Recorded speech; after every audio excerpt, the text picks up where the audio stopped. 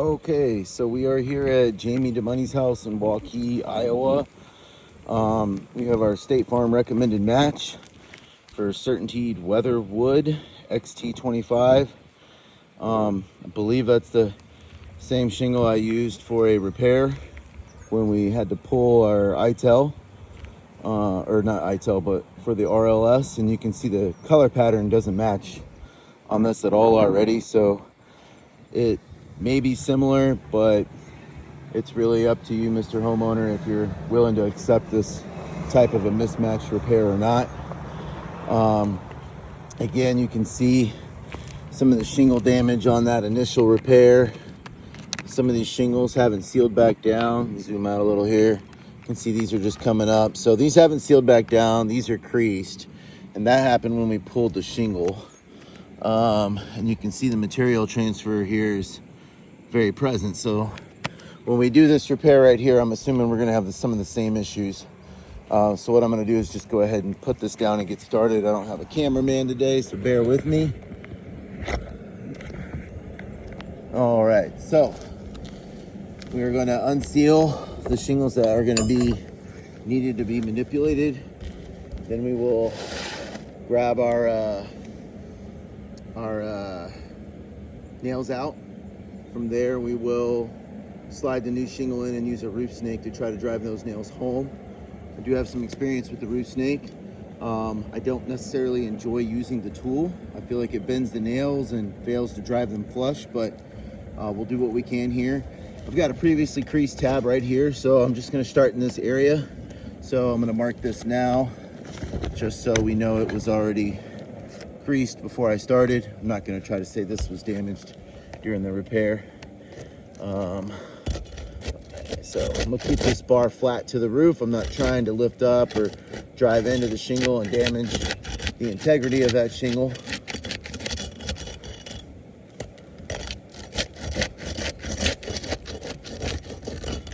Some weird breaking here.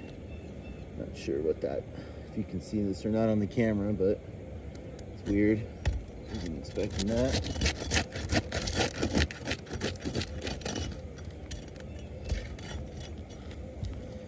Might not actually be manipulating the one with the crease on it at all. Oh, here we go. All right.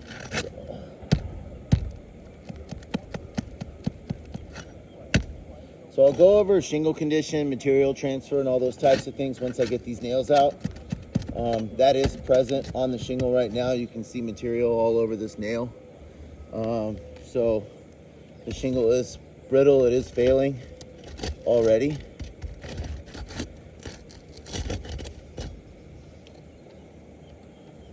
Oh, wow. So yeah, this whole shingle that had tore is actually still sealed over here to this one. I have to undo that to get to this nail.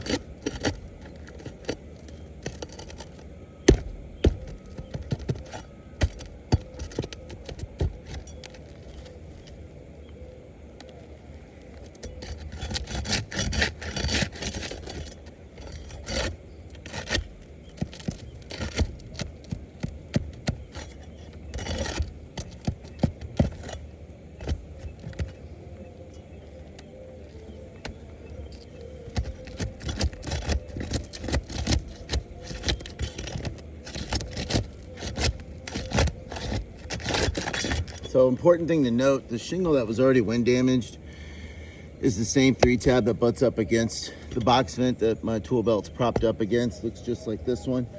I believe right now we've only got a scope of work written to replace like just a couple of shingles, but we would need more because we're going to be messing around with near this box vent area, so we're going to need more shingles there.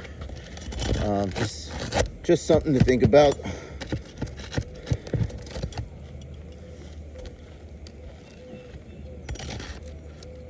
And now we go up a row.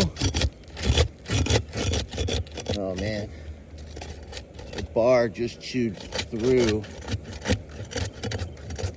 the shingle here. We've got some really bad material transfer going on here.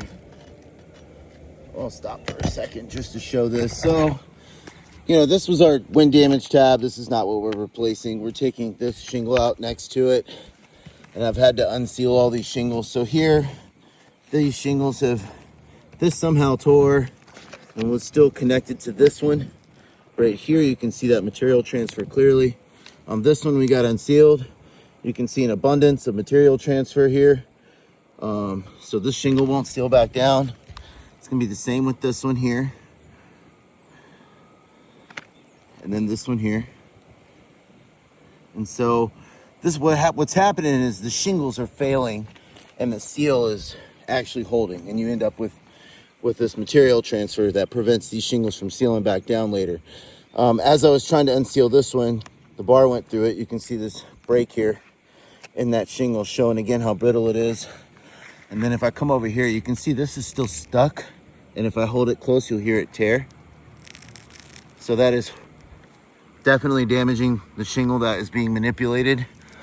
So this repair is definitely not going to be legally possible, but we are going to facilitate it for now, just to show the complete process. So I'll keep going here.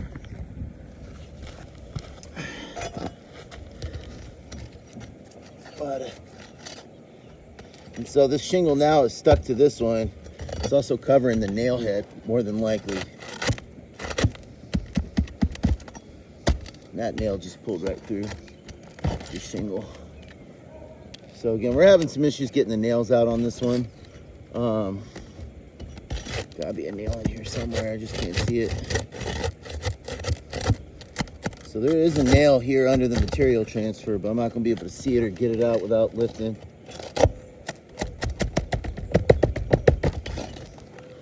So, yeah, that's a little bit of a nightmare there.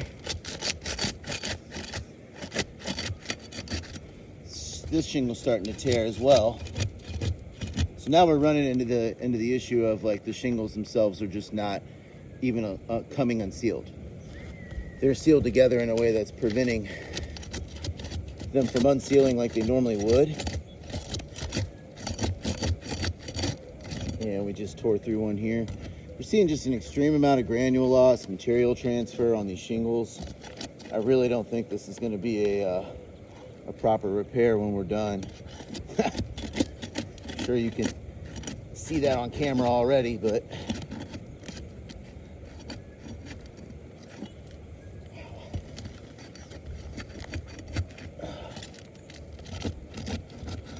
I don't see very many fail like this. Yeah, we can't even get the shingle, it's just crumbling. So it definitely isn't something that can be repaired legally. Same thing with this one, already got this big glob here. And I'll just show you again what's happening as I'm trying to unseal these shingles. As you see these granules just popping all over the place. And I'm barely touching this thing right now, and it's not happening. So again, I don't know,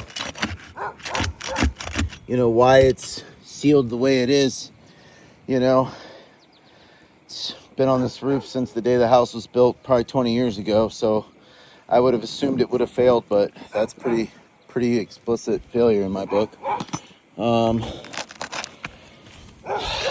I'm going to continue to try to get these three unsealed, or these two unsealed, so I can get these nails and get this shingle out. But again, you can kind of see from here, we're definitely causing damage to the shingles, trying to unseal them. We got 6 unsealed without physical damage to the top of the shingle, like creasing or granule loss, but these other 3 we're trying to unseal. We've already tore these shingles. Not to mention they all have material transfer.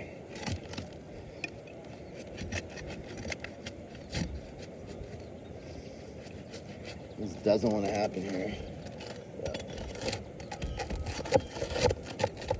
Again, I can't see the nail at all because of this material transfer.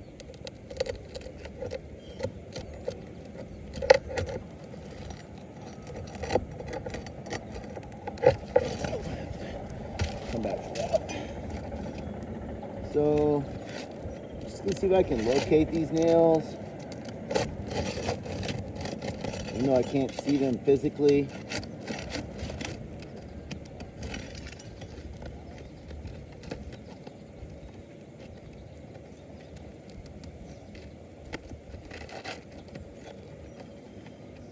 This one sealed.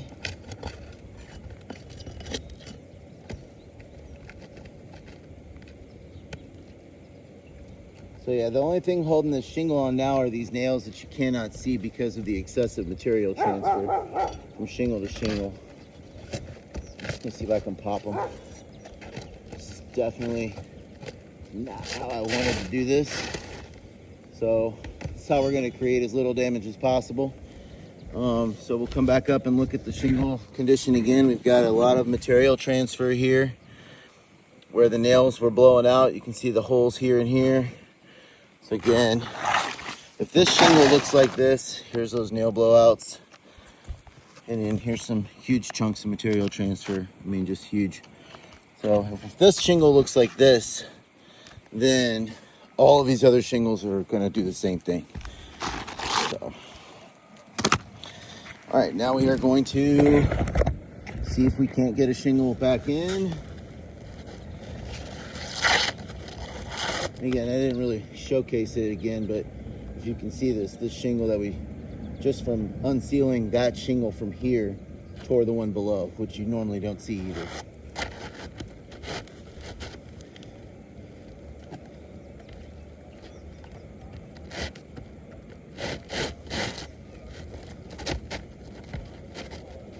The difficult part would be lining it up. All right, so we got it lined up. Again, we'll review final results here when we're done. Again, we've discussed the damages up to this point pretty thoroughly and the color mismatch. So now we're just going to try to get some nails in here. Again, the roof snake, you got to kind of hold it down flush, so where you're hammering here, you're impacting the shingle below. So we do frequently see damage there.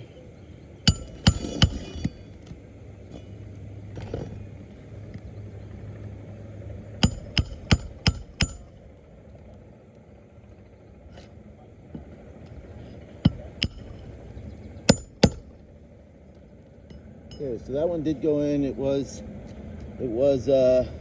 damaging the shingle below, and it is flush. So score one for the roof snake there. Get some material off.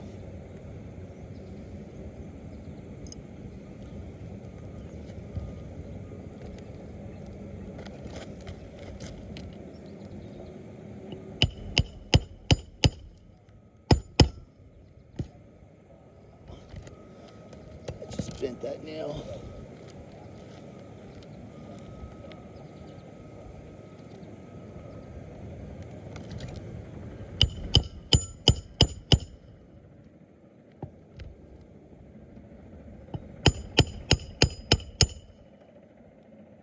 Okay, and again, we just got granules just falling off these shingles. So we're 100% damaging these at this point. There's no two ways about it.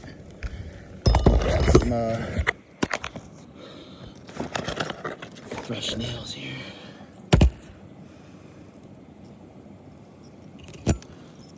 Get you back in here. And we lost our trunk.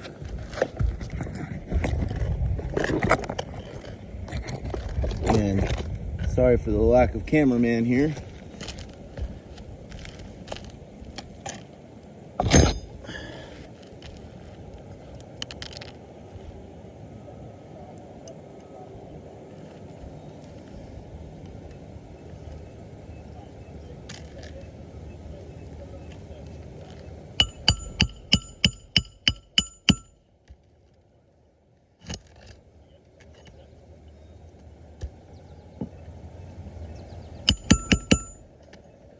And again, every time we're hammering them home, we're damaging these shingles. So just trying to seal this down so maybe it won't blow off next time we have a windstorm. Conclusion for us is that the roof is definitely not repairable, legally speaking. We have damaged multiple tabs on the roof.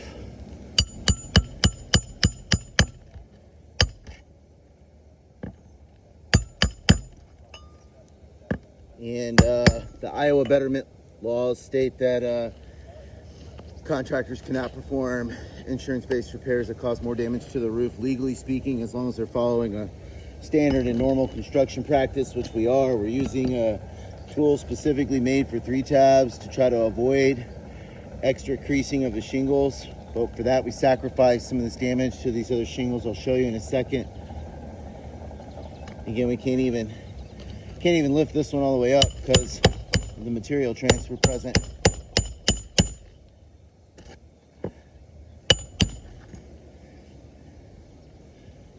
And then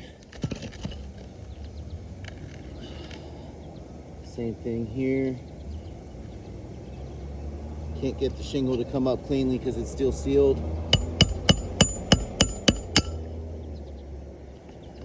Dang it. Bent that nail.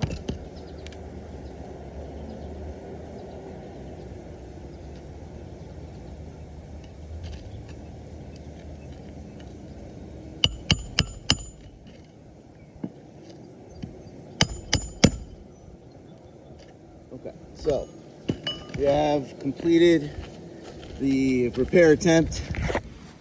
Again, just for clarity, that's a wind crease shingle. That is not associated with the repair. We can see the shingle condition has been clearly affected from a distance. You can also clearly see our color mismatch from multiple angles. So for us to do these repairs, you're gonna be left with a roof with a bunch of patches like that on it. Also the end result here is that these shingles are never gonna seal back down properly due to all the material transfer. This one's damaged and creasing and got a hole in it here. Same here. This one, I'll feel the material transfer on the bottom of that one. This one has some here. You can see that very clearly. So again, for this repair to be successful, we'd have to have not damaged the shingles in any way, which we've clearly done. They are cracked, broken. There's been material transfer. There's excessive granule loss. I can rub the shingles here and very few granules are moving or coming off. I come up here where we were manipulating these shingles and you can just see and hear the difference is significant. So from a repair standpoint, it failed pretty much in all ways. We have material transfer, nails that blew out through the shingles, visible damage to the shingles, and we also have a color mismatch here on the roof. Again, you can see it there. So if I back way off and you're looking from your backyard or your front yard or wherever you're at, that's a mismatched repair that you would be looking at. So I do think the roof legally failed to be repaired. So that's the main point here. Thank you.